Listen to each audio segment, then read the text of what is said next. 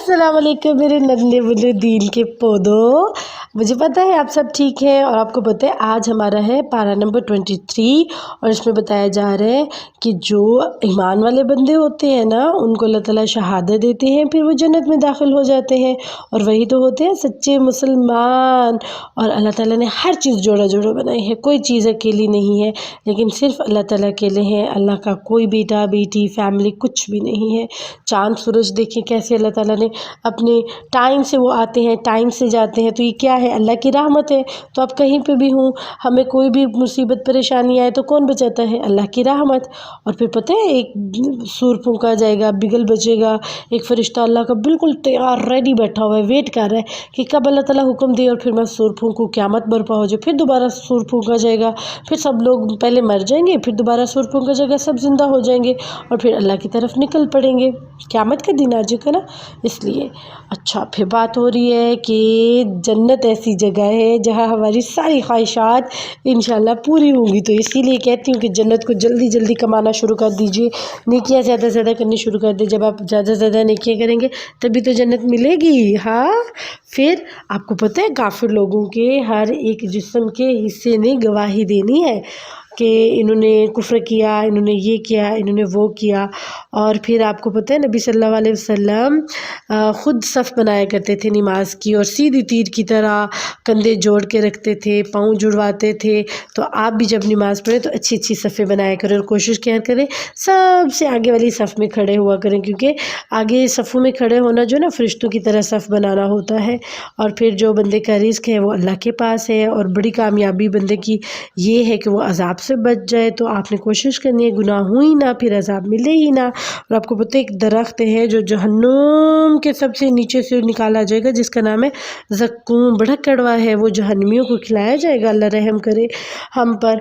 और फिर जो अल्लाह के मोमिन और मुखलिस बंदे हैं वो हैं हज़रत नूह अलैहिस्सलाम, इब्राहीम अलैहिस्सलाम, इसहाक़ अलैहिस्सलाम, इस्माईल अलैहिस्सलाम, मूसा अलैहिस्सलाम, हारून अलैहिस्सलाम, इलियास अलैहिस्सलाम, लूत अलैहिस्सलाम, यूनुस अलैहिस्सलाम, ये सब अल्लाह के खालिस लोग थे। और फिर बताया अल्लाह की रहमत जो है ना वो सारे जितने भी अल्लाह की रहमत के ख़जाने हैं वो अल्लाह के पास है और कोई भी ऐसा नहीं है जिसके पास हो। आपको पता है हज़रत सुलेमान, दाऊद अलैहिस्सलाम और अय्यूब अलैहिस्सलाम ये तीनों अल्लाह से बहुत रुजू करने वाले थे, जब भी कोई बात होती है अल्लाह के साथ जाके जुड़ जाते थे। और फिर हज़रत दाऊद अलैहिस्सलाम को एक बार अपनी गलती का थोड़ा अंदाज़ा हुआ तो उन्होंने फ़ौरन अल्लाह की तरफ झुक के माफ़ी मांग ली। तो जब भी आपको लगे कि कोई गलती होगी फ़ौरन अल्लाह से और बंदे से भी माफ़ी मांग ले। और फिर हज़रत सुलेमान जो थे वो अल्लाह को बड़ा याद करते थे, ज़िक्र करते थे और अल्लाह के साथ जुड़े रहते थे।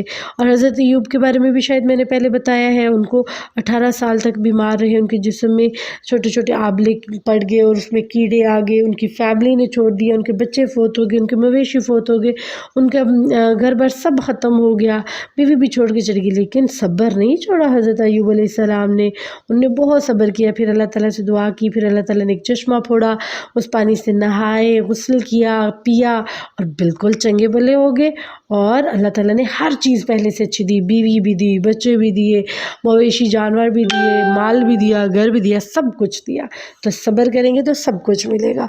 और खालिस होके एक अल्लाह को पुकारना, ये नहीं कहना कि किसी भी पीर बाबा इनके ज़रिए हम अल्लाह को पुकारें, नहीं, डायरेक्ट अपने अल्लाह से दुआ मांगे, किसी का वास्ता देने की ज़रूरत नहीं है, डायरेक्ट अपने अल्लाह से मांगे। रातों को उठ उठ के सजदे करें, क़याम करें, अल्लाह की उम्मीद की अल्लाह की रहमत की उम्मीद रखें, तो फिर अल्लाह ताला आपको एक अलग ही मुकाम देगा इंशाअल्लाह ताला।